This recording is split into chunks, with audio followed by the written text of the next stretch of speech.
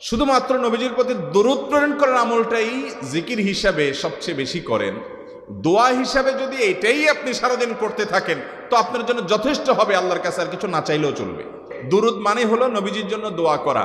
ভাই, আল্লাহ তার হাবিবকে রহম করবেন, আপনার আমার দোয়ার দিকে আল্লাহর তাকানোর কোনো ঠেকা আছে? নবীজি কি আমাদের দোয়ার কোনো মুখাপেক্ষী?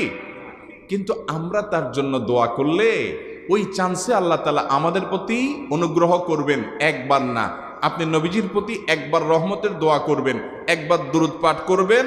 মান সাল্লা আলাইয়া মাররাতান সাল্লাল্লাহু আলাইহি আশারা, নবীজি সাল্লাল্লাহু আলাইহি সাল্লাম বলেছেন, একবার আমার জন্য তোমরা দোয়া করলে, আমার প্রতি দুরূদ পাঠ করলে, আল্লাহ তাআলা তোমাদের জীবনে 10 বার 10 জায়গায় 10 টাইমস তোমাদের উপর আল্লাহ তাআলা অনুগ্রহ করবেন। আপনি টেরও পাবেন না কত জায়গায় আল্লাহ অনুগ্রহ করেছেন, আল্লাহ বাঁচাই দিয়েছেন, একটুর জন্য শেষ হয়ে যান নাই। ওই যে দুরূদ